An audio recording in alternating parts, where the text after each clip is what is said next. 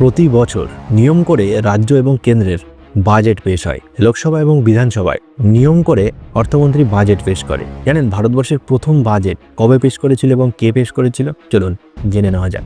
আজকের দিনে ভারতের বাজেট মানেই দেশের অর্থনীতি, উন্নয়ন আর সাধারণ মানুষের ভবিষ্যৎ। কিন্তু এই বাজেটের ব্যবহার শুরু হয়েছিল প্রায় 150 বছর আগে। সালটা ছিল 1860 সাল। ভারত তখন ব্রিটিশ শাসনের অধীনে। মাত্র 3 বছর আগে ঘটে গেছে 1857 সালের সিপাহী বিদ্রোহ দমন করতে গিয়ে ব্রিটিশ সরকারের কোষাগার প্রায় ফাঁকা হয়ে গিয়েছিল। এই আর্থিক সংকট সামলাতেই 7 এপ্রিল 1860 সাল ভারতের ইতিহাসে প্রথমবারের জন্য পূর্ণাঙ্গ বাজেট পেশ করা হয়েছিল। আর এই বাজেট পেশ করেছিল জেমস উইলসন।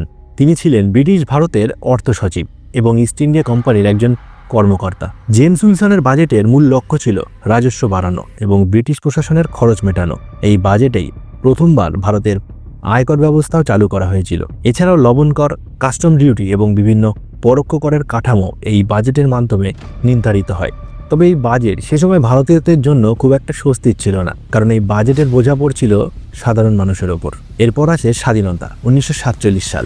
স্বাধীন ভারতের প্রথম বাজেট পেশ করা হয়েছিল 26শে নভেম্বর 1947 সালে। আর এই বাজেট পেশ করেছিলেন স্বাধীন ভারতবর্ষের প্রথম অর্থমন্ত্রী আর.কে শনমুখম চেট্টি। এই বাজেটের লক্ষ্য ছিল ভাঙা অর্থনীতিকে নতুন করে গড়ে তোলা। সংক্ষেপে বললে ভারতবর্ষের বাজেট ইতিহাস শুরু হয়েছিল 1860 সালে, আর স্বাধীন ভারতবর্ষের বাজেট শুরু হয়েছিল 1947 সালে। আর এই বাজেট প্রথাগতভাবে আজও চলে আসছে।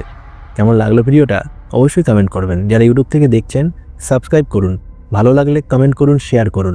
ইনস্টাগ্রাম, ফেসবুক থেকে দেখে থাকলে পেজটি ফলো করে নিন। শর্ট সেকশনে যান, স্ক্রল করতে থাকুন, প্রচুর ভিডিও আছে, দেখে জানাবেন কেমন লাগলো।